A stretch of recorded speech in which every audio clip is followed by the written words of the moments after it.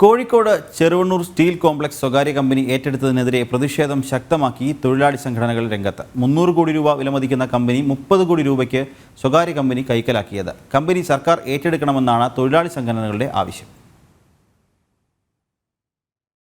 Steel കോംപ്ലക്സിന്റെ നടത്തിപ്പിനായി വായ്പയെടുത്ത 35 കോടി തിരിച്ചടയ്ക്കാത്തതോടെ കോടികൾ കുടിശ്ശികയായതാണ് കമ്പനിയുടെ ദുരവസ്ഥയ്ക്ക് കാരണം.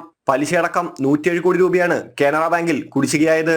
തിരിച്ചടവ് മുടങ്ങിയതോടെ ബാങ്ക് NCLTയെ സമീപിക്കുകയും ഛത്തീസ്ഗഡിലെ സ്വകാര്യ കമ്പനിക്ക് സ്റ്റീൽ കോംപ്ലക്സ് കൈമാറാൻ ട്രിബ്യൂണൽ ഉത്തരവിടുകയും ചെയ്തു.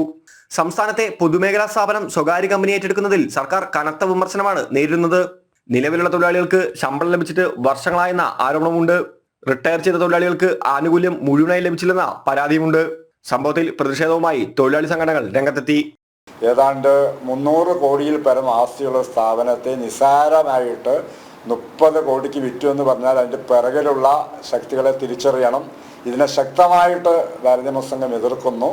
സ്ഥാപനം കൈമാറി ആ സ്ഥാപനത്തിൽ നിരവധി വർഷങ്ങളായി പ്രവർത്തിക്കുന്ന തൊഴിലാളികൾ, അവരുടെ ഗ്രാറ്റുവിറ്റി, അവരുടെ ആനുകൂല്യങ്ങൾ അതെല്ലാം ദൂരീകരിക്കാൻ അവിടുത്തെ അടിയന്തരമായിട്ട് സംസ്ഥാന ഗവൺമെൻറ് യോഗം വിളിച്ച് ഇതിൻ്റെ കൈമാറ്റം സംബന്ധിച്ച് വിശദമായി ചർച്ച ചെയ്ത് തൊഴിലാളികൾക്കും സ്ഥാപനത്തിനും അതുപോലെ രാജ്യത്തിനും താല്പര്യങ്ങൾക്ക് അനുസൃതമായിട്ടുള്ളൊരു നയസമീപനം സ്വീകരിക്കണമെന്ന് അതിശക്തമായിട്ട് ഭാരതീയ സംഘം സംസ്ഥാന ഗവൺമെൻറ്റിനോടും വ്യവസായ വകുപ്പ് മന്ത്രിയോടും സ്റ്റീൽ അതോറിറ്റി ഓഫ് ഇന്ത്യയോടും ആവശ്യപ്പെടുകയാണ്.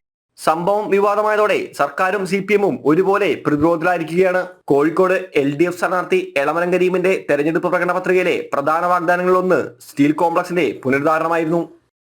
ജനം, കോഴിക്കോട്.